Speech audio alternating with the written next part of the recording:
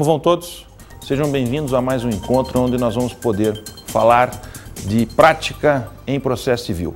Hoje nós vamos tratar, de modo geral, dando uma ideia aos senhores de respostas do réu e depois vamos dar ênfase à ideia de contestação.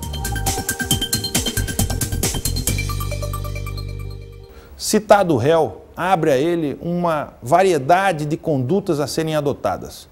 Pode ele, de um certo modo, defender-se e dentro da ideia de defesa, ele pode tomar basicamente duas atitudes. Ele pode utilizar da chamada contestação e pode igualmente usar das exceções stricto sensu. Stricto sensu porque exceção de modo lato quer significar igualmente defesa.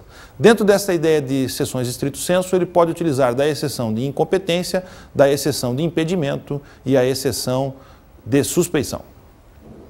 A exceção de incompetência ela é contra o juízo e as exceções de impedimento e suspeição são ataque ao juiz, à figura, à pessoa física deste juiz. Não optando em se defender ou além da defesa, ele pode contra-atacar, vale dizer, pode utilizar do mecanismo chamado reconvenção.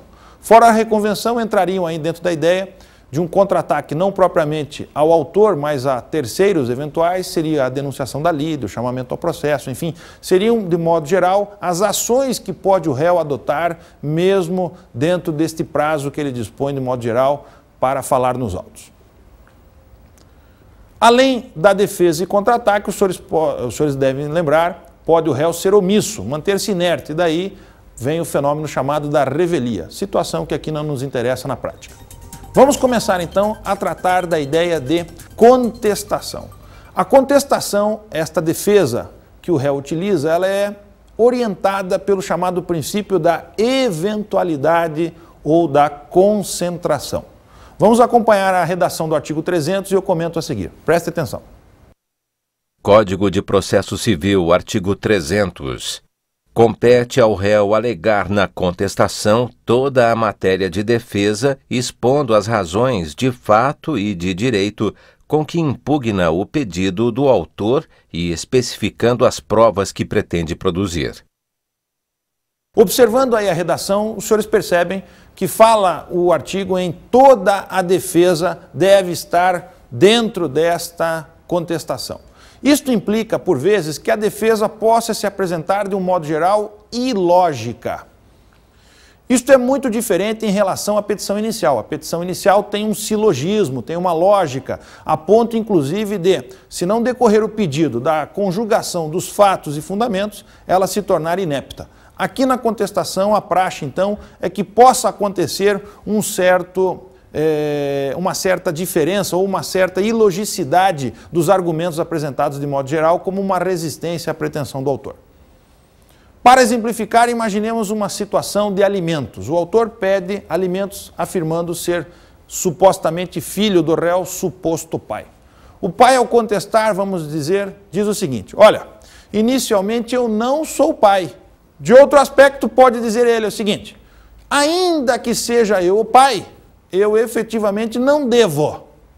Ou ainda, não devo a quantia tal como expressa na pretensão do autor inicial. Vale dizer, devo menos. Enfim, se colocarmos ao leigo, colocarmos lá ao cliente, é capaz até que ele diga o seguinte aos senhores: ora, mas no final o senhor está reconhecendo que alguma coisa eu devo ou devo pagar então a ele e não é isso que eu queria. Então, em outras palavras, poderá ficar ele meio ressabiado no sentido de estar o senhor reconhecendo de alguma forma ao final ser ele o pai quando ele não quer este reconhecimento da paternidade. A rigor, esta situação para o leigo pode parecer estranha, mas tecnicamente ela é perfeita. O senhor está vindo numa linha lógica de resistência, de defesa, para que, caso não possa um argumento ser aquele que venha de alguma forma a convencer, outros tantos existam para permitir a defesa deste cliente, sob pena de que algo não seja dito e daí ele fique a descoberto, fique então condicionado à sujeição daquilo que o autor pretendia na inicial. O prazo que dispõe o réu para efetuar ou, vale dizer, para apresentar esta contestação em juízo pode variar. De modo geral, em se tratando de rito ordinário, o prazo será de 15 dias a contar da citação. Lembro os senhores então que aqui é aplicável a regra lá do artigo 241 do CPC, ou seja, se eu considerar que a citação foi via mandado, via oficial de justiça, é da juntada aos autos deste mandado que inicia aí o prazo de 15 dias. De igual maneira, se eu considerar que a citação foi por AR, pelo correio, da juntada aos autos do aviso de recebimento cumprido. Se for por precatória, da juntada aos autos da carta precatória cumprida. E se for por edital, fim da dilação assinada para este edital, segundo o que o juiz determinou em sua decisão. Em se tratando de rito sumário, a contestação vai ser apresentada na audiência. Então, o juiz vai designar uma data de audiência para a conciliação e, não conseguida, não obtida esta conciliação, este acordo, então o réu estará oportunizado oferecer esta resposta a esta contestação em audiência. No rito especial, pode variar o prazo segundo a regra que a lei eventualmente esteja determinando.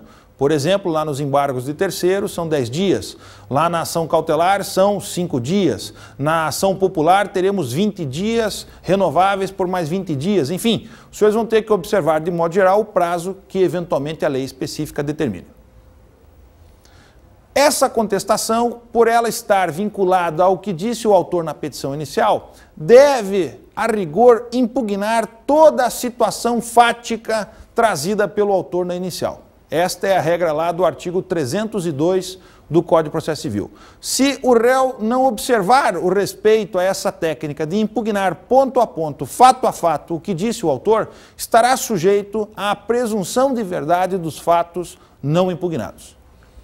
Essa presunção, na verdade, corresponde à ideia de confissão ficta.